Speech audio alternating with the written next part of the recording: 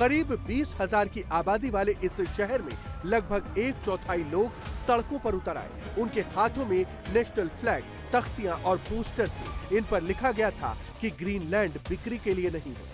लोग नारे लगाते हुए शहर के सेंटर से यूएस कॉन्सुलेट तक पहुंचे। सुरक्षा के मद्देनजर अमेरिकी कॉन्सुलेट को पुलिस ने सील कर दिया था। इसी तरह के समर्थन प्रदर्शन ग्रीनलैंड के अलग अलग शहरों के साथ डेनमार्क की राजधानी कोपेनहेगन और दूसरे यूरोपीय शहरों में भी हुए हैं। प्रदर्शन कर रहे कई लोगों ने कैप और बैनर के जरिए अपना मैसेज दिया, जिन पर मेक अमेरिका गो अवे लिखा था।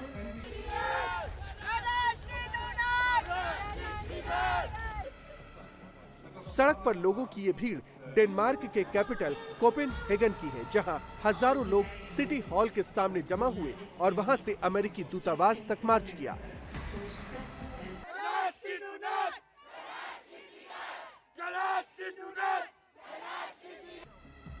ग्रीनलैंड पर ट्रंप का रुख साफ है कि नेशनल सिक्योरिटी और गोल्डन डोम के लिए अमेरिका ग्रीनलैंड को लेकर रहेगा। NATO has been dealing with us on Greenland. We need Greenland for national security very badly. If we don't have it, we have a big hole in national security, especially when it comes to what we're doing in terms of the Golden Dome and all of the other things. We have a lot of investments in military. We have got the strongest military in the world, and it's only getting stronger. Greenland का झगड़ा अब दुनिया को महायुद्ध की तरफ ले जा रहा है। डोनाल्ड ट्रंप ने यूरोप के 8 देशों पर 10% टैरिफ लगाने का ऐलान किया है। ये देश ग्रीनलैंड पर अमेरिका के कब्जे की धमकी का विरोध कर रहे हैं। अब टैरिफ को लेकर यूरोपीय देशों ने ट्रंप के खिलाफ मोर्चा खोल दिया है। इंग्लिश पीएम केर स्टारमर ने इस कदम पर नाराजगी जताई है और कहा है कि नेटो सहयोगियों के खिलाफ ट्रंप ने बहुत गलत फैसला लिया है। स्टारमर ने फिर से दोहराया है कि ग्रीनलैंड डेनमार्क का ही पार्ट है और हम इसी का समर्थन करेंगे। ट्रंप के टैरिफ से फ्रांस भी डरने वाला नहीं। खुद राष्ट्रपति इमैनुअल मैक्रों ने कहा है कि हमें इससे डर नहीं लगता। मैक्रों ने कहा कि इससे हमारे स्टैंड में कोई बदलाव नहीं होगा। हम ग्रीनलैंड के साथ हैं, डेनमार्क के साथ हैं। चाहे कोई भी देश हो, हम उसकी सुरक्षा और एकता से समझौता नहीं करेंगे, चाहे यूक्रेन हो या डेनमार्क। मैक्रों ने सोशल मीडिया एक्स के जरिए ट्रंप को जवाब दिया है।